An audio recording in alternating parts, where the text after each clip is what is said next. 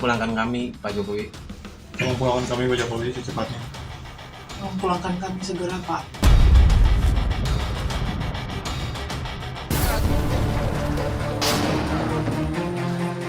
Cara mereka menyiksa itu sudah tidak manusiawi, dengan alat setrum, dengan rotan, dengan pipa. Sudah bukan lebam atau memar berwarna biru, tapi sudah berwarna hitam keunguan.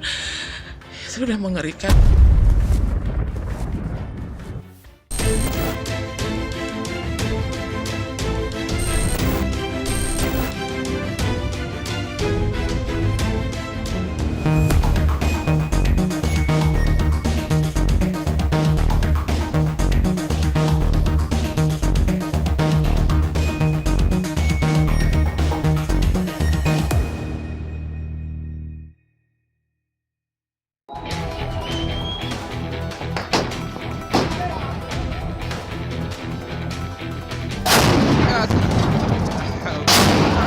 Sabtu 15 April 2023, bentrokan pecah di seluruh Sudan.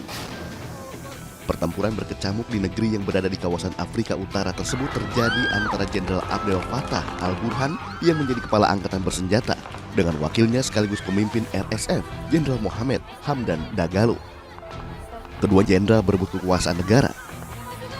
Setelah Presiden Omar Hassan al-Bashir digulingkan pada 2019 lalu. Perang terjadi hampir di seluruh wilayah Sudan. Suara tembakan keras terdengar sepanjang hari di ibu kota Khartoum dan kota Omdurman, tempat di mana militer dan RSF mengumpulkan puluhan ribu tentara sejak kudeta ditetapkan. Perang membuat seluruh warga mencari tempat aman, termasuk warga negara Indonesia yang berada di Sudan.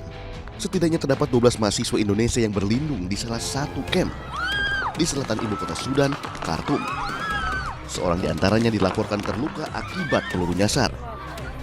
Pada 29 April 2023, Kementerian Kesehatan Sudan mencatat 528 orang tewas dan 4.599 orang terluka akibat konflik bersenjata di Sudan selama kurun waktu 15 hingga 27 April. Kondisi Sudan yang kian mencekam membuat pemerintah Indonesia bertindak cepat menyelamatkan warganya dengan mengevakuasi WNI yang ada di Sudan. Menteri Luar Negeri Retno Marsudi berkoordinasi dengan berbagai pihak agar seluruh WNI di Sudan bisa dipulangkan ke tanah air dengan selamat. Pasalnya proses evakuasi tidaklah mudah karena dilakukan di tengah gempuran senjata. Pemerintah berusaha semaksimal mungkin dan berusaha keras untuk memberikan perlindungan kepada WNI. Dari hari pertama terjadinya konflik, koordinasi dengan 5 perwakilan kita di luar negeri kita terus perkuat. Koordinasi juga kita perluas dengan KL lain, terutama dengan TNI guna membahas evakuasi ke Indonesia. Saya sudah lakukan komunikasi dengan Panglima TNI yang menyatakan siap untuk membantu. Evakuasi ini kita desain dengan beberapa opsi, mengingat kondisi sangat cair dan dinamis di lapangan. Koordinasi juga kita lakukan dengan PBB dan beberapa negara lainnya. Retno Marsudi mengungkapkan evakuasi tahap pertama telah dilakukan pada 23 April lalu, berangkat dari kota Khartoum menuju ke kota Port di Sudan. Sebanyak 538 WNI dievakuasi dengan menggunakan 8 bus dan 1 minibus milik KBRI. 538 WNI tersebut terdiri dari 273 perempuan, 240 laki-laki, 25 balita. Sebagian besar WNI merupakan mahasiswa pekerja migran, karyawan perusahaan dan staf KBRI beserta keluarganya. Sesampainya di kota Port Sudan, para WNI akan diberangkatkan menuju Jeddah, Arab Saudi melalui jalur laut. Awal, seluruh WNI akan dievakuasi dengan memanfaatkan gencatan senjata yang ada.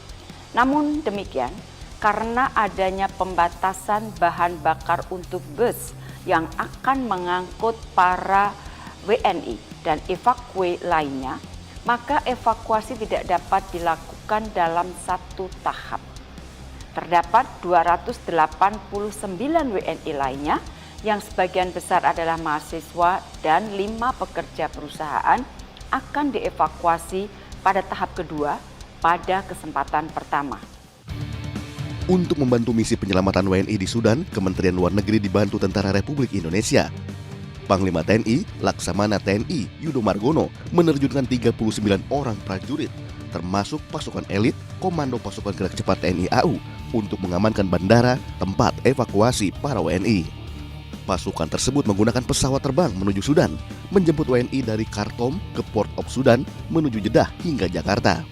Di sana juga warga negara Indonesia ada kurang lebih sekarang ini dari Sudan ada kurang lebih 300 orang yang akan kita evakuasi darurat ke Jeddah. Nanti yang lainnya akan sudah dievakuasi menggunakan jalur laut ke Jeddah. Nah ini tinggal kurang lebih 300 Pak ya.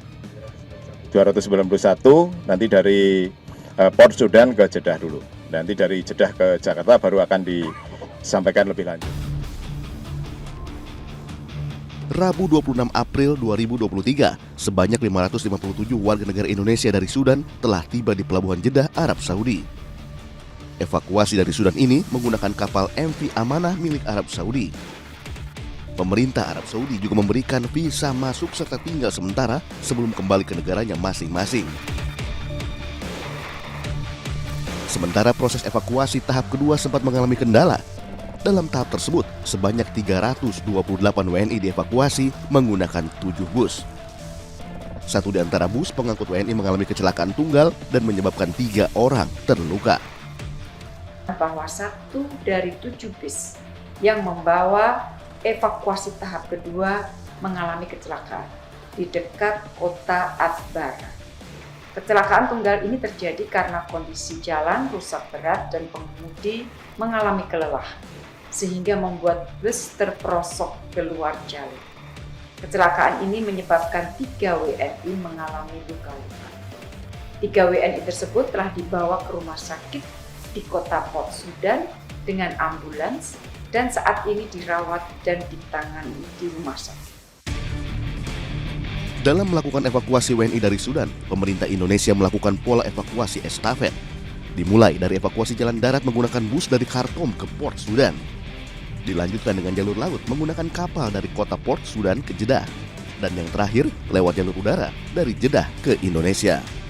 Pola evakuasi ini diambil untuk merespons situasi lapangan yang dinamis dengan tujuan segera mengeluarkan WNI dari wilayah konflik yang berbahaya.